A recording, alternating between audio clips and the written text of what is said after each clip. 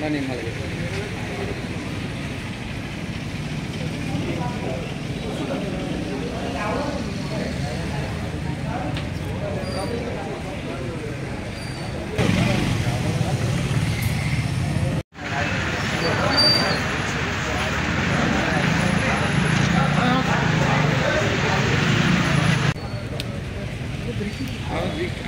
लिख देता हूँ उसके बाद चेक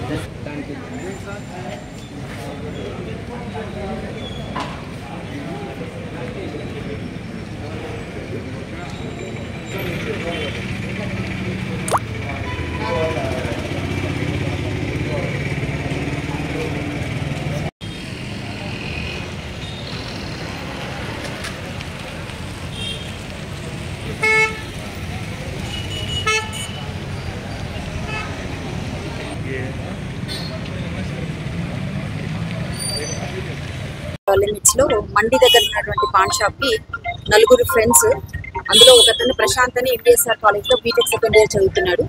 ఎగ్జామ్ రాసిన తర్వాత మిగతా ముగ్గురు ఫ్రెండ్స్ తో కలిసి పాన్ షాప్ దగ్గరికి వచ్చేసి సిగరెట్ పర్చేస్ చేయడానికి వచ్చాడు. అక్కడ ఒక చిన్న వర్బల్ ఆల్టర్కేషన్ జరిగింది.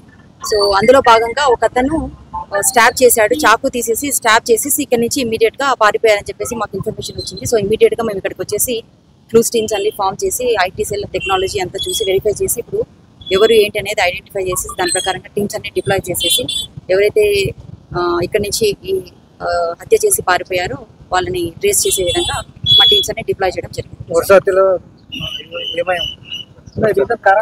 Motive not it establish because చనిపోయాడు తను. ఇంకా మనకి ఎవరైతే చేశారో వాళ్ళు ఇంకా పట్టుబడలేదు కాబట్టి మరి ఇంకా ఫర్దర్గా ఇన్వెస్టిగేషన్ ఇందాకే జరిగింది. జస్ట్ స్టూడెంట్స్ అయి ఉండకపోవచ్చు. అందులో ఒకతనైతే స్టూడెంట్, చనిపోయిన అతను మాత్రం స్టూడెంట్ గా కనిపిస్తుంది మనకి లుక్ వైజ్. అతనైతే స్టూడెంట్, దట్స్ కన్ఫర్మ్డ్. బట్ ఎవరైతే మిగతా వాళ్ళు వచ్చారో వాళ్ళు స్టూడెంట్స్ అయితే కాదన్నట్టుగా తెలుస్తుంది. చనిపోయిన వ్యక్తి MBSR college Prashant, deceased. So is native of Khammam. వాళ్ళ మదర్ కూడా ఇక్కడే ఉంటుంది. So second year.